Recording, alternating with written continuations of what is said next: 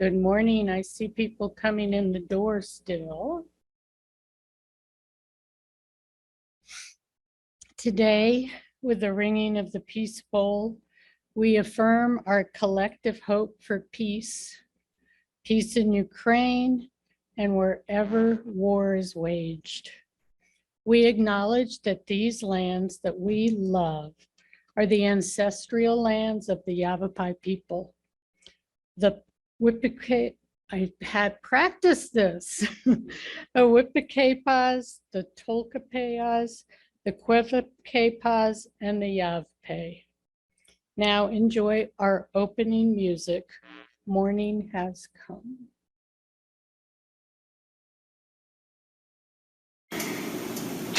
Morning has come, night is away.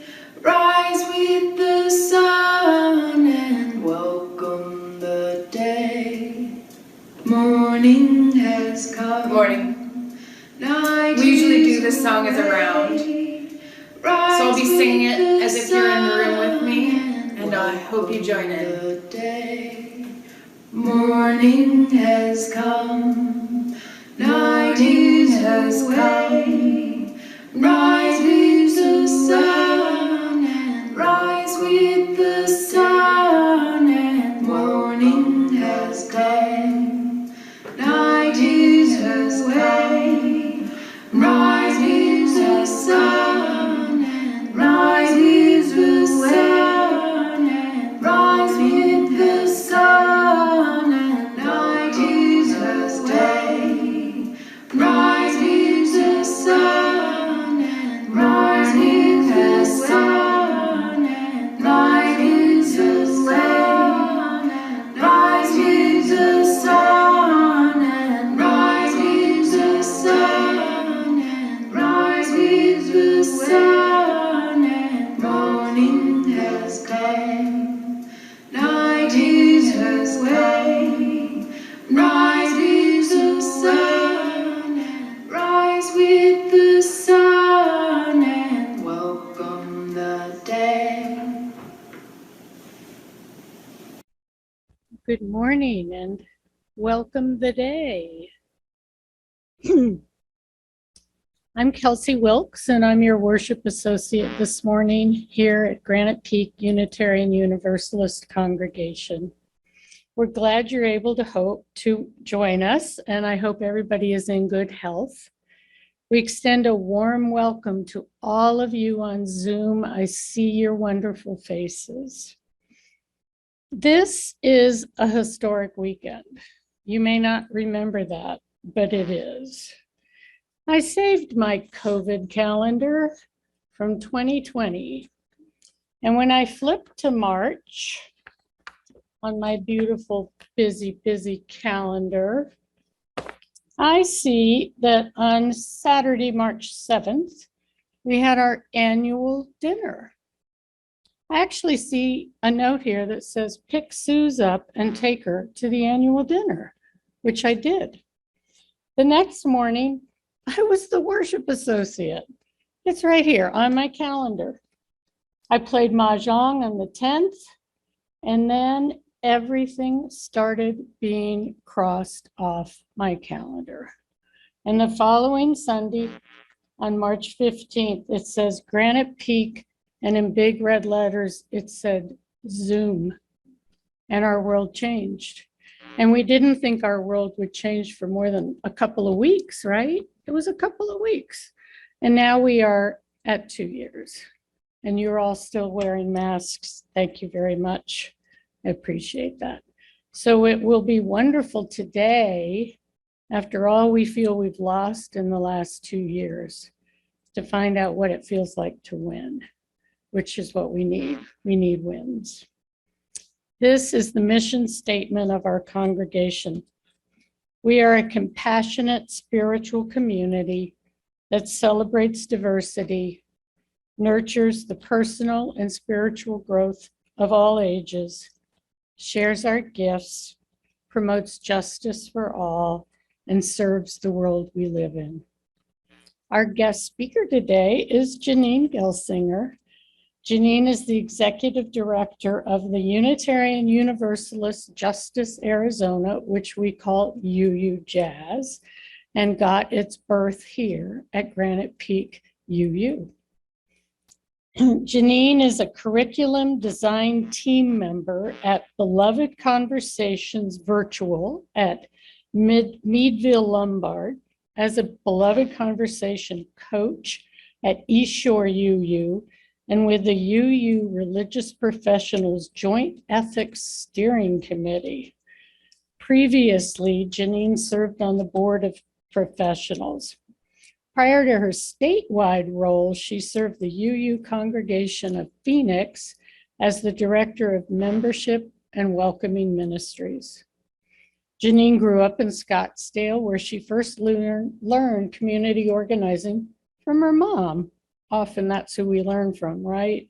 She was the consummate PTA president, RE teacher, church committee volunteer, and she also got an education from her grandmother and her 4 aunts who were teachers.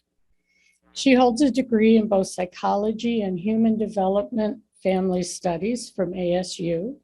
She currently lives in Phoenix with her 2 children, Vivian and Ramona. I've seen Ramona on Zoom. She's most passionate about working towards collective liberation through creative problem solving, strategic planning, and intentional transformation of systems. When Janine's not fighting justice, she's most likely texting with friends, binge watching Netflix, and trying on the most bright lipstick that she can find that she left at home in the bathroom today. Please join us after the service for socializing in small groups in the sanctuary to learn more from Janine about UU Jazz and how you too can become involved. It is also Janine's birthday. Happy birthday, Janine. And after the service, I am taking her to brunch at the local, and if anybody wants to join us, come on over and we'll have a good time. If you're viewing on Zoom, please join one of the breakout rooms at the end of the service, and you can have time to visit and converse with other Zoomies. We want to thank our music director, Mary Lou Prince, and all our Sunday morning volunteers. And today, with a very heartfelt thanks and a heavy heart, we say thank you and farewell to Heather Knowles.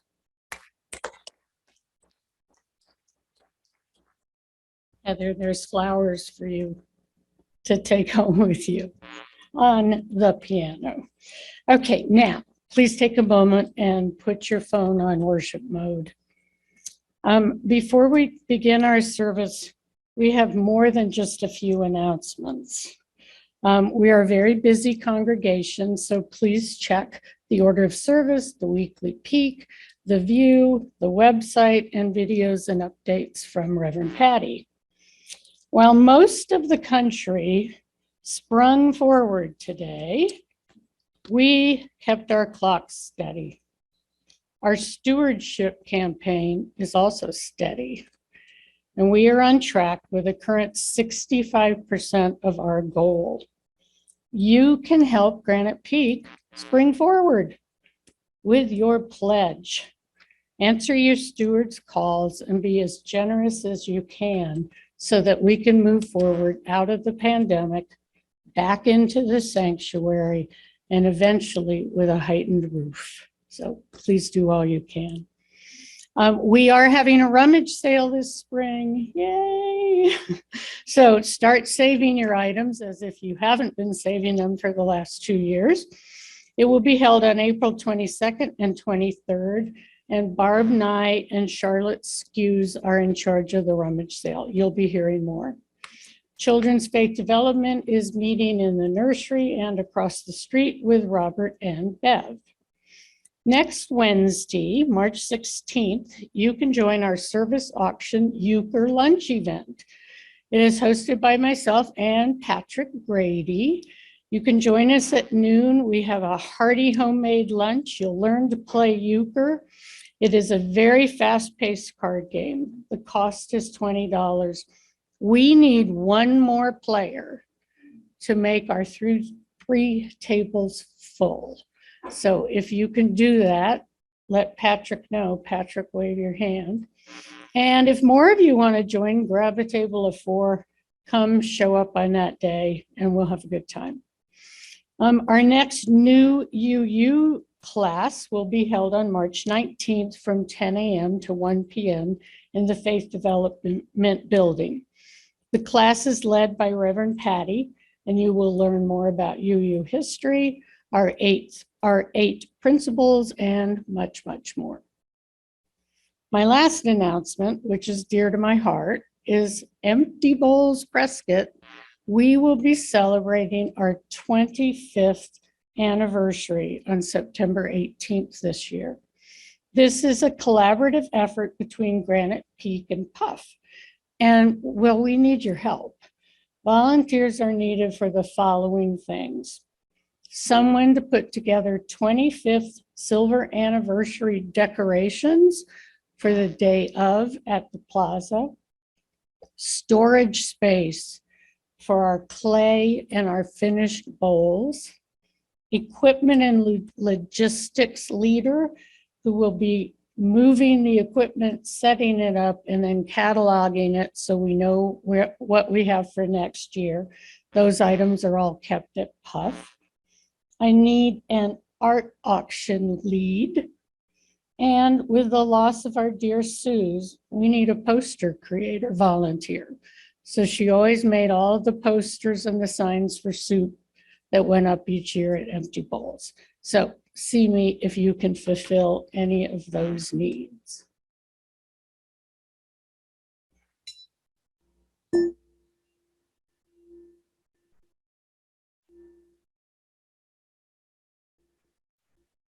We begin our service today in the Unitarian Universalist tradition of lighting the chalice.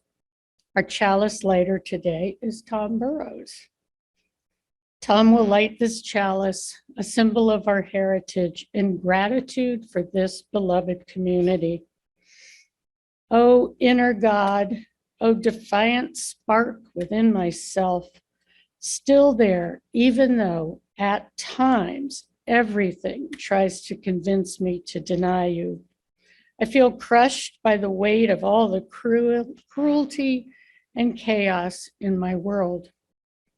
Remind me there is more to me, to us, than this. I stop being shaped by the mold of those who dehumanize. Free me that I might grow instead into the likeness of love beyond belief.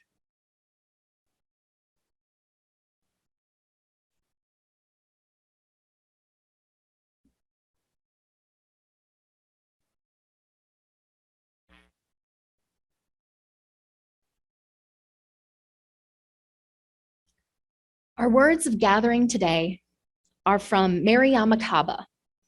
She's a Black woman, abolitionist organizer, and writer. And she's the author of my favorite book of 2021, We Do This Till We Free Us. And she says, you have to find other people who will work with you to get whatever the goal is that you're trying to pursue. And more than that, not all those people are going to be people you agree with on everything. Like, in fact, most likely, you're going to have lots of political disagreement, but you can still come together around something that you want to work on together. And nothing that we do in this world is actually just about us as individual people. Nothing that we do that is worthwhile is done alone. Since Mary Lou is out today, I brought with me some of my UU friends and colleagues. You already got to see our opening song with Emily McCown. They will appear again. And I also brought with me my colleague from Beloved Conversations, Dr. Glenn Thomas Rideout, as well as Camille Sledge, who is a singer with Phoenix Afrobeat Orchestra, and her mother, Debbie Sledge. And if you recognize that name, yes, Debbie Sledge of Sister Sledge. Enjoy.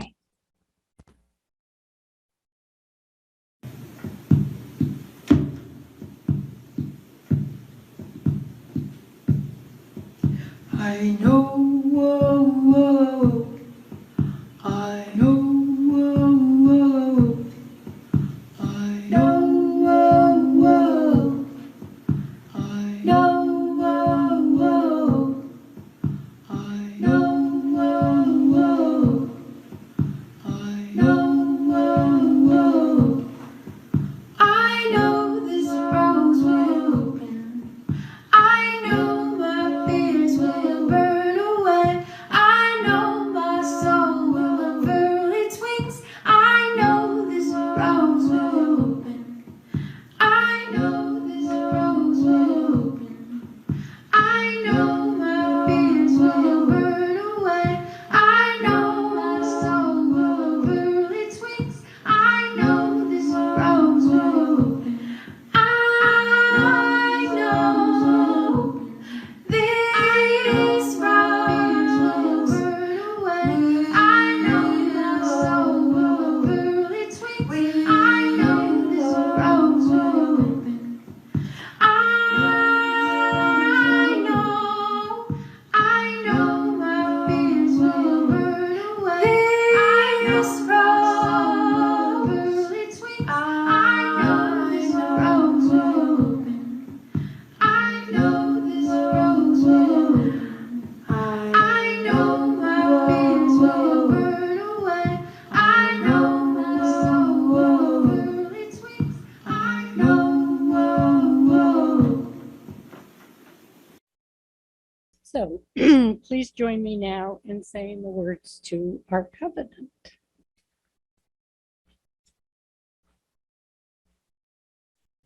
Love is the doctrine of this congregation. The quest for truth its sacrament, and service is its prayer. To dwell together in peace, to seek knowledge and freedom, to serve others in community. Thus do we covenant together.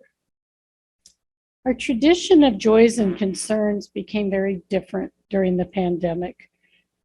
And we still struggle with sorrows and to find joys to celebrate.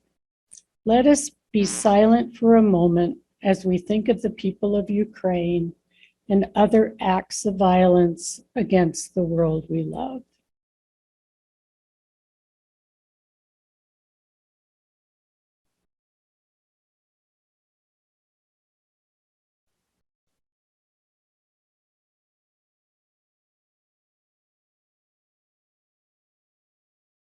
For all the concerns and joys not spoken aloud today, may our spirit embrace you and our love fill your heart. So may it be. Please join in singing our choral response.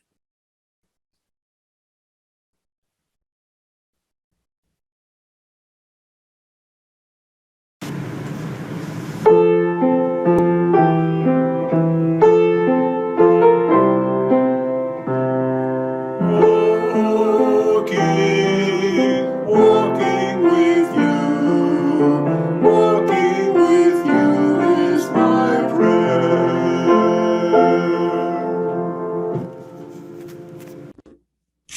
As we prepare to take the offering this morning, let us embrace the feelings of connection and community that we have when we gather each week. Let us remember that this congregation and its programs are supported by your generosity. We also give back to the greater community through our Seeds of Support program. This month's recipient, appropriately, is UU Jazz. Please read about them in the order of the service and learn more from Janine after the service. To get online, go to prescottuu.org/giving. On the bottom left-hand slide, click on the Support Granite Peak to contribute. The link is also available on the chat. This is a love song that's from my album called Streetlights and Lullabies, and it's called Champion. And I hope that everyone feels championed today.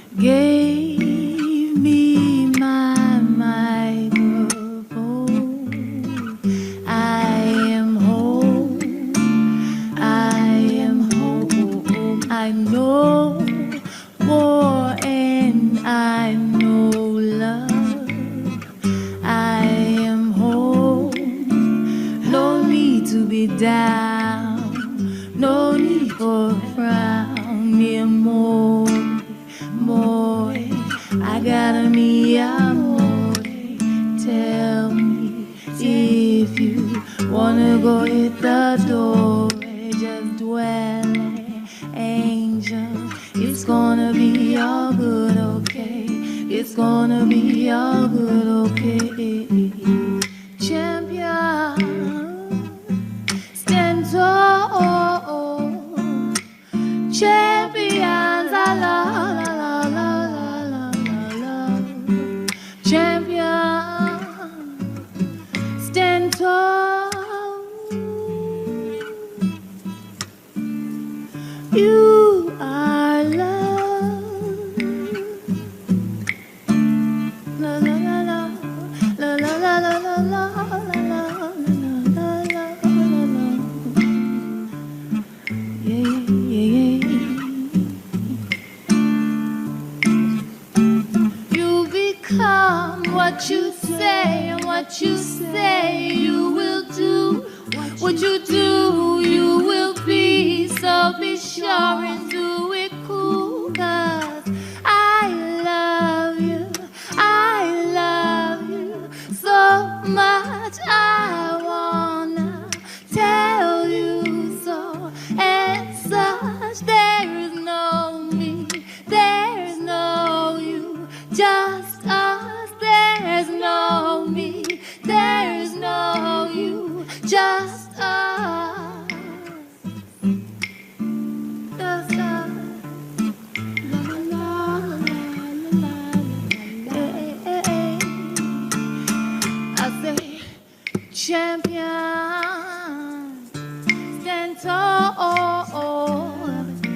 Champion, la la la la la la la. Champion, stand tall. Yeah, yeah, yeah, yeah. You are la la la la la la la la. You are la la la la la la la la la. You are la la la la la la la la la. You are la la la la la la la la la. You are love.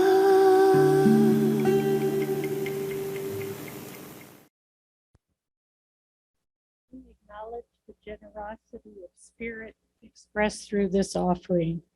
What is given in love is received in gratitude. Blessed be.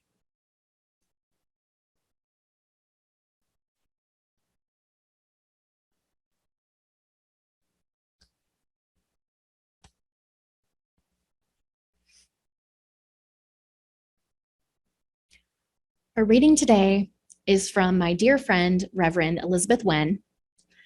Elizabeth is familiar to some of us as the former campaign strategy director for Side with Love and organizes immigration justice in the city of Boston. And she writes, God of mercy, Spirit who makes peace out of war, who wanders with refugees and keeps vigil with children at our border and at all borders. Holy healer in hospitals and shelters, at schools, in homes, at weddings and in planes. May your love be balm for all the hurt. May your truth be present in offices of power and in the hearts of soldiers and civilians alike. Many times we've thought the arc was bending towards justice. Many times we saw it happen in courtrooms and in streets, in the hearts of people creating their own liberation. Many times we've also doubted. For those of us this morning who doubt, who despair that brokenness and suffering and war may win, remind us of the small mercies, the tiny triumphs, the wins. Hope does dwell in this world.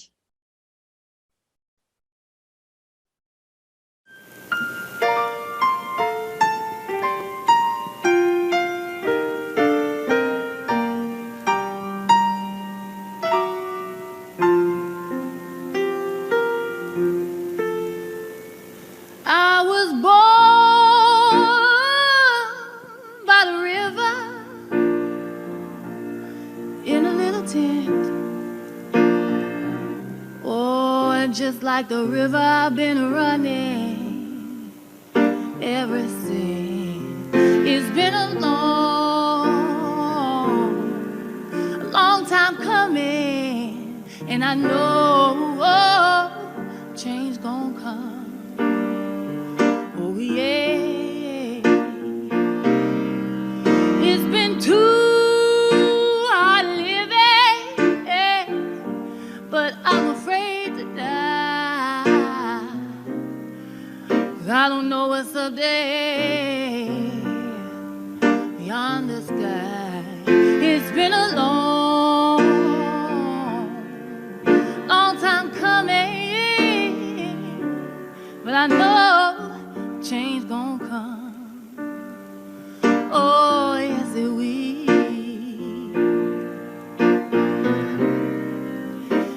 Then I go to my brother, and I said, brother, help me, please. Yeah. But he said to me, good sister, I'd like to, but I'm not able. And I looked up, I was right back down on my knees. No, there's been times that I thought that I would last for long, but now I know I'm able to carry on. It's been a long time coming, and I know change gonna come. Oh, yes it will. Yes it will. Oh, it's been a long time coming. Yes it is. And it was a uphill battle all the way. Yes it was. Yeah.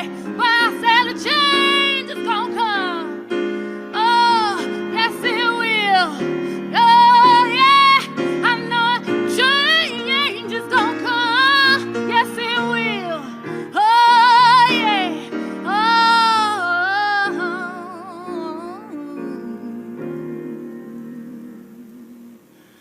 Oh, yeah. Yes it will.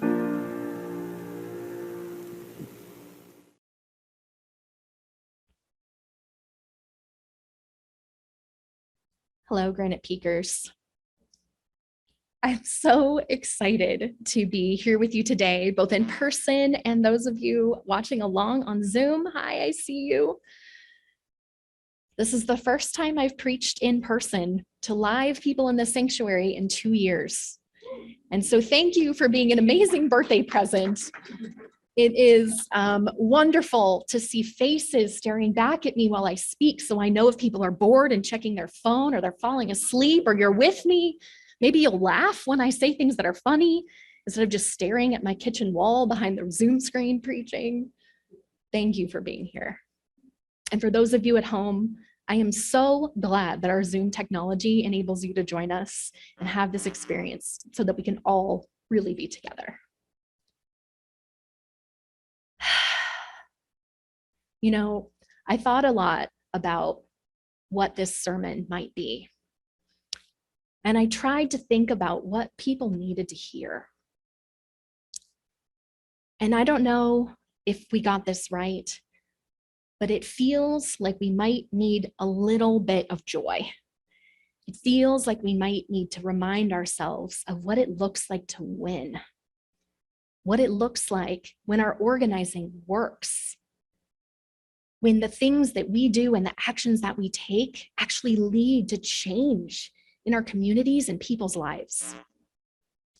Because I hear you tell me, Janine, I'm tired. It's been a long 2 years. It's been a lot longer than that. And it's hard to keep doing things when you don't know if they're working. And so I thought I'd share some stories of recent times that our organizing as you use has brought about change and wins that were supposed to be impossible that actually happened because of your efforts. And I know here at Granite Peak, you know a few things about organizing wins. I was lucky enough to hear a story from Kelsey, and then Bobby filled me in a little bit more history about one of your earliest organizing efforts, how there was a mural that was painted and some folks wanted to do some whitewashing of one of the children's skin tone and thought it was too dark and they were going to paint it lighter. And Granite Peak, you all said, I don't think so. And you organized and you showed up and you protested and you talked to the people in power and you made your voices heard. So you know what it looks like to organize. All the way to the present time, where I know many of you are working on the Protect campaign that Patrick out there is leading you in to advocate at your city council to create a change for the environment, for climate justice, in creating a study panel that will help to determine how your resources at the city level are going to be used to help support climate justice and curb climate change. And so I know that Granite Peak is no stranger to organizing. But let's tell a few more stories about some recent wins. And the wins I'm going to bring up today, they're all local. And that is intentional. Because UU Jazz, UU Justice Arizona, we only organize statewide and smaller. There are many UU organizations that organize at the federal level. That's great. We let them do their thing. But here at UU Jazz, we focus on city level, school board level, state legislative level, because we know that we can enact change on a local level. And I don't know how many of you have been calling one of our senators recently, but I know that that can feel like knocking your head into a brick wall. And so instead of exercising our futility in those phone calls, let's talk about what we can do at the local level that's actually led to some change. So first, I want to use it as an example, LGBTQ plus justice and some of the things we've seen. I don't know how many of you have been watching the news out of Florida with the new Don't Say Gay law that has passed there, forbidding schools and teachers from talking about LGBTQ rights.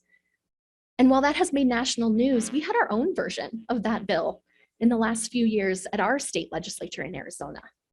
But it was struck down.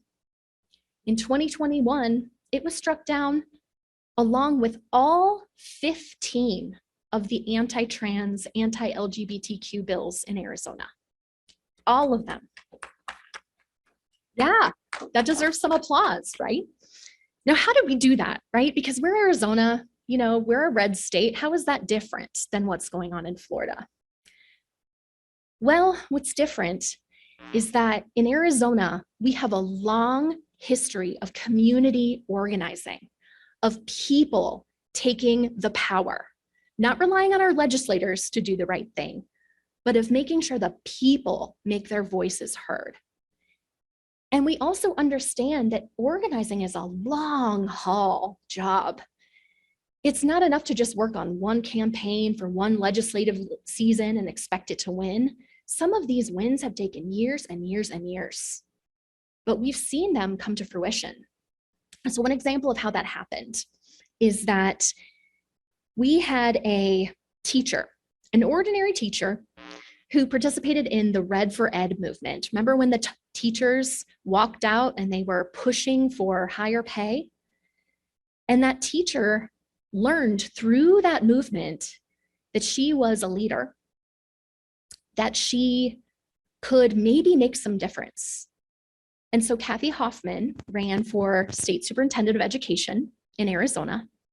And one of the first things she did when she won was she worked with Equality Arizona, who's one of our partners at UU Jazz and is statewide organizing for LGBTQ justice, and some really brave students.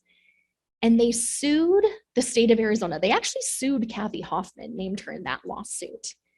And Kathy Hoffman said, you know, gosh, this lawsuit, it's going to cost a lot of money. And it's probably fiscally irresponsible to have the taxpayers pay to fight this lawsuit. So you know what? I think we're just going to have to repeal this bill. And they repealed what was called the No Promo Homo law in Arizona, which was extremely similar to Florida's Don't Say Gay law. And now that law has been repealed through all schools in Arizona, meaning that schools are able to teach the history of LGBTQ justice and organizing. They can learn about events like Stonewall. They can learn about important figures like Harvey Milk and Marsha P. Johnson. Now, I mentioned before that we had defeated all 15 anti-trans, anti-LGBTQ bills in 2021, last legislative session. And some of that happened because some of you testified at the state legislature. Now, testifying for a legislative committee is a little bit bonkers. You get there at 9 and they don't follow the agenda. They don't tell you when your bill is going to come up. So you sit and wait and wait and wait. When I do it, I have part of it open on Zoom while I work on my laptop, and I just kind of like keep peeking at the meeting to see when it's my turn to speak. But they make it very difficult for normal people with lives and things to do to go down there and testify. But 8 UUs across the state testified at the state legislature, and they testified about inclusive sex ed in schools. And we had religious educators testifying, we had ministers testifying, religious folks. I know UUs, I know, but sometimes we can say we're religious folks, who spoke to the importance of how it's our faith that says you do need to have comprehensive, LGBTQ inclusive, gender affirming sex education in schools, and that is part of our religion. Because we know that sometimes religion is used as a weapon to say that those things shouldn't exist, but that is not what our faith says. And 8 of you came to the state legislative judiciary committee and testified, and that bill was stopped. Now, how else is this happening? Well, we have a coalition in Arizona, an LGBTQ plus legislative coalition, and there are over 20 organizations signed on to this coalition. We met monthly last year, sometimes more than once a month, depending on what was happening. And then we also had a very active Slack channel where we all communicated. And in that coalition, Equality Arizona, as I mentioned before, convened it, but there was also Planned Parenthood Arizona and the HRC, big national groups like that. But we also had really small, tiny little groups like Aunt Rita's and 1 in 10. UU Jazz was the only faith-based organization in that coalition. And we were really proud to be at the table with all of those organizers. And we worked on strategy together.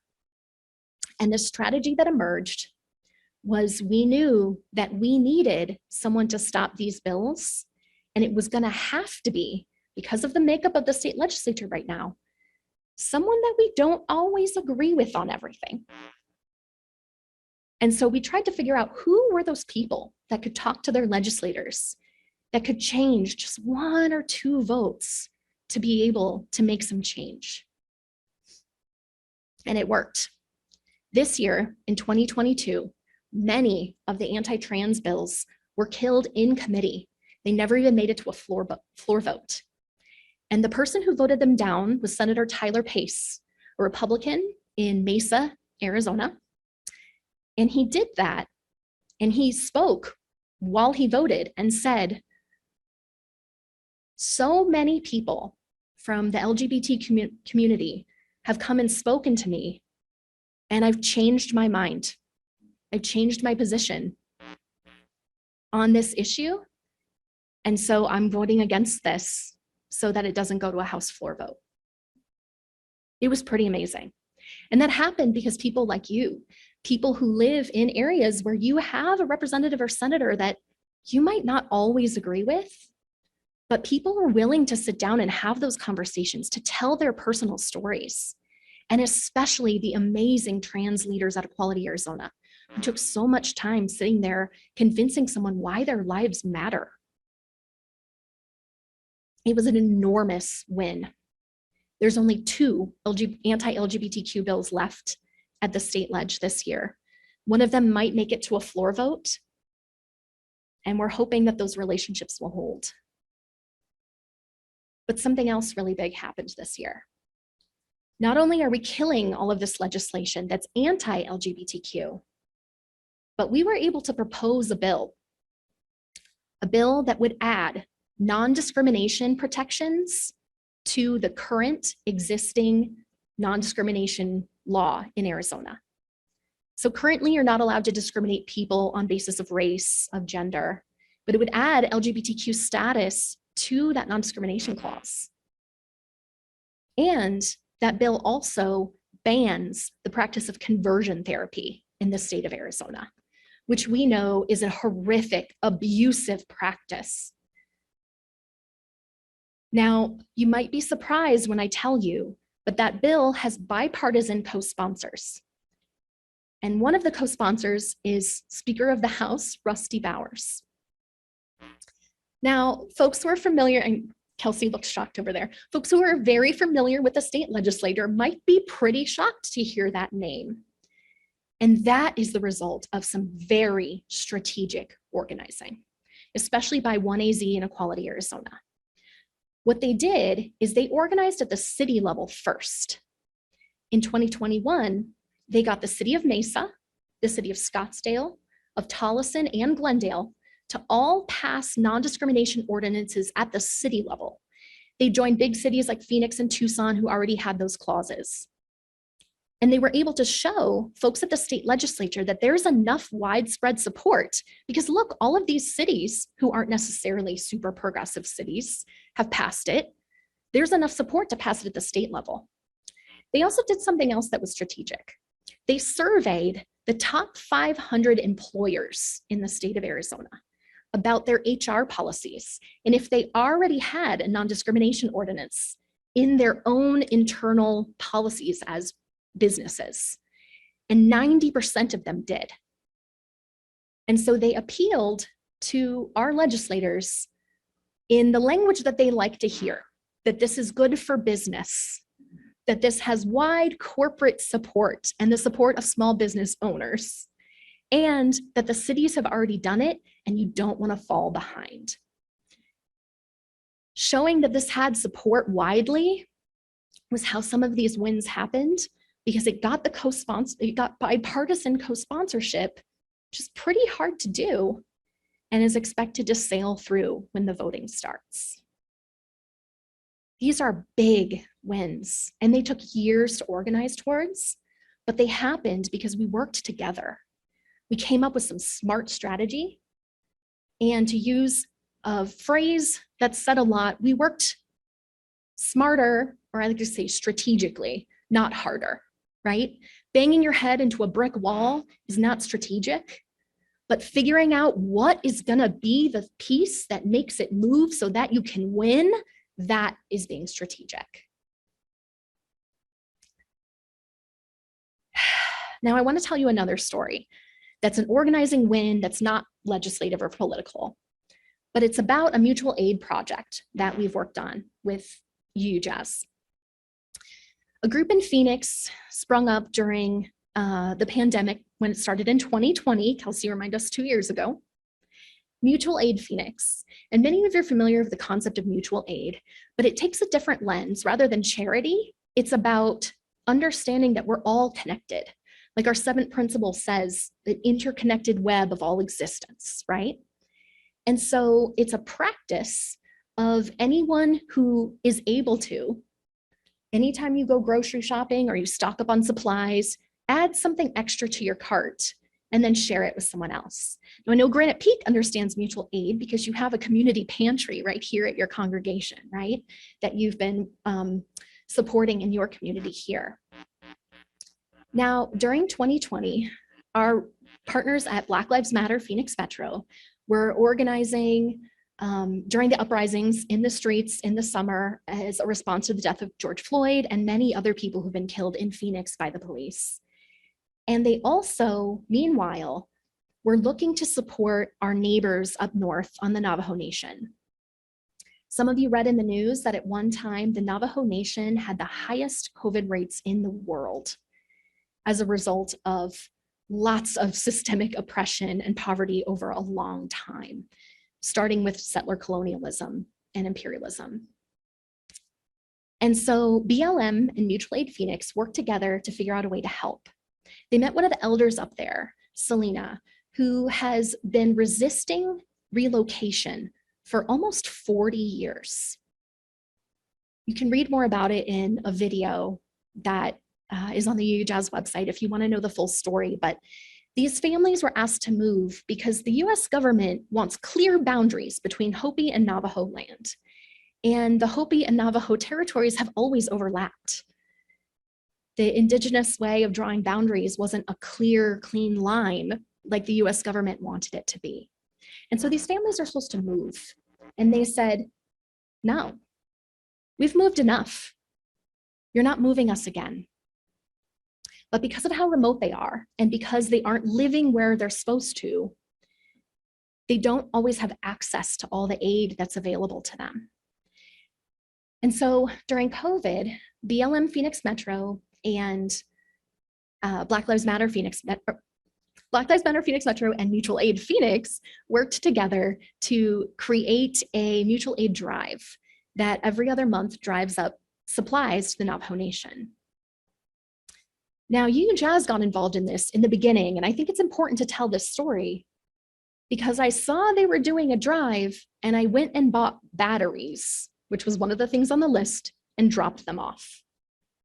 A lot of times I think we tell stories about these big partnerships and you might think, oh, it's because Janine knows all these people, but literally this partnership just started with buying batteries and dropping them off.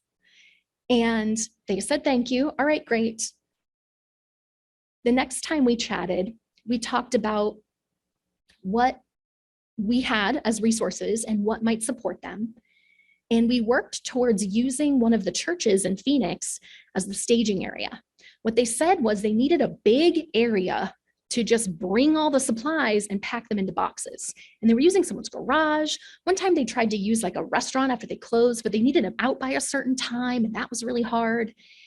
But we had churches that at the time were kind of sitting empty. And so we said, you know, I know where there's a really big empty building that you can bring all these boxes. And I've never seen a sanctuary I loved more than one filled with supplies and young, queer, Black folks packing boxes in order to supply mutual aid to our Indigenous neighbors. This partnership has continued. So now, besides using one of our church buildings, we've also had volunteers who come and pack boxes that week. In fact, last month when we did this collection, we had enough volunteers that the BLM folks didn't have to come pack boxes anymore. We had enough UUs fill in to do that labor that the BLM organizers could continue their organizing work without having to physically pack all of those boxes. And we've also had a lot of you participate by either donating money to buy those supplies or sending supplies every other month when we do a collection. And it's grown and grown to the point where now UJazz is part of the organizing team for this project. And we're going to start writing a few grants in the next few months because the next piece of this project is getting the elders on the Navajo Nation who are doing the distribution of all these boxes to 40 families up there, some who live 2 hours apart.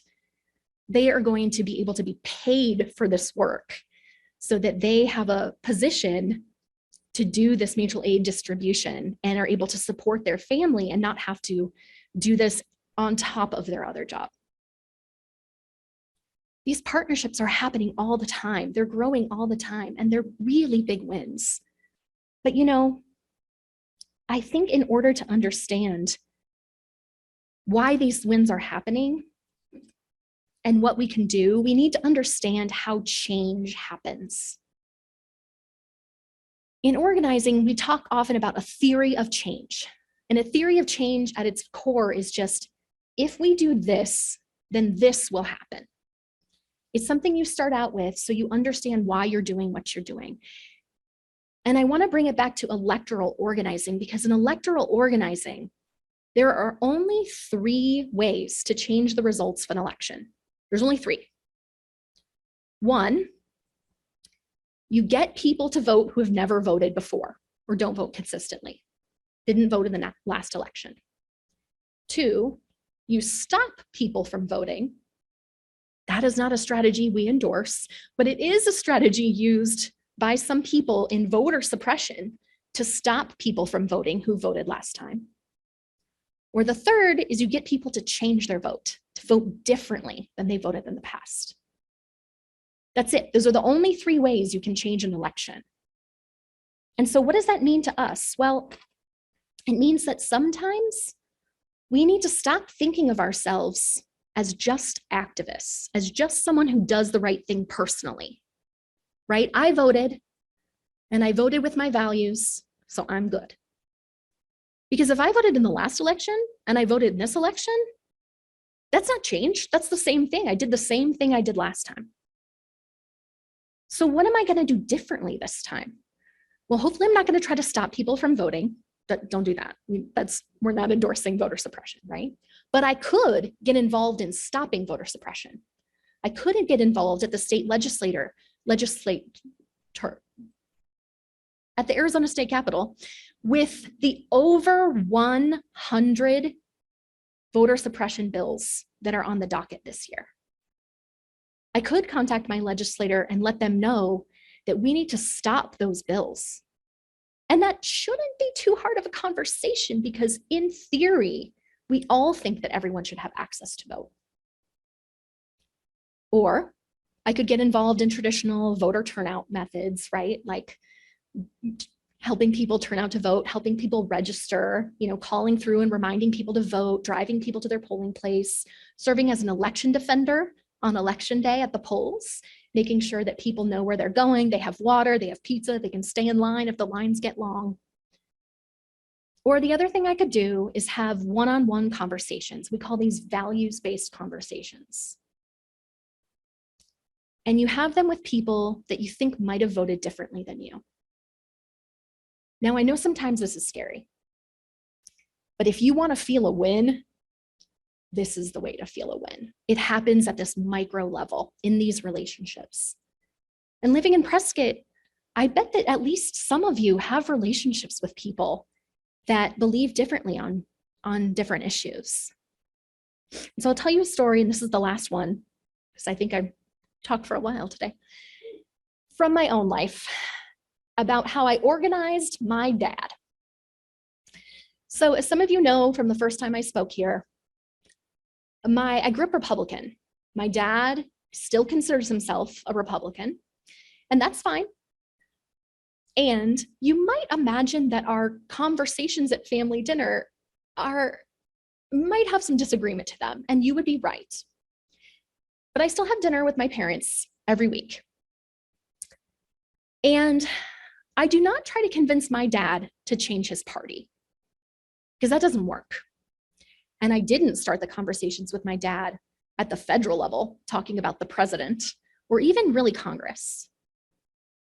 The conversations I have with my dad are about values.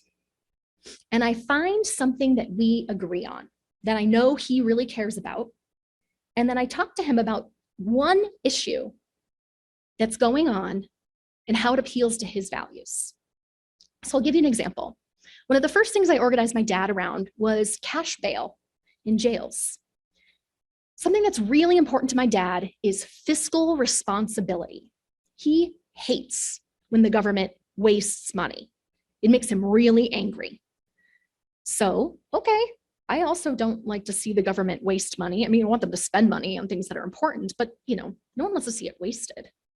And so we started talking about cash bail, about how when someone is arrested for something like an unpaid parking ticket, they then go to jail and they sit there until they can pay bail. Their bail might be, I don't know, $500. But if they couldn't pay their parking ticket, chances are they don't have $500. So in the meantime, they lose their job because they didn't show up from work, right? They're in jail. They might also have their kids taken into custody by Child Protective Services if they didn't show up to pick their kids from school. They also could get evicted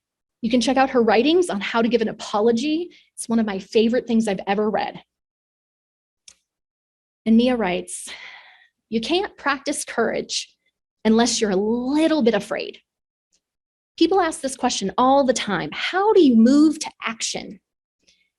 And the plain and simple answer is, you just have to do it. You just have to start and you have to keep going.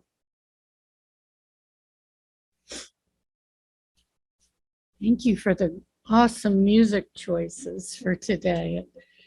They fit into being part of the sermon. I love that. We are now going to extinguish our chalice.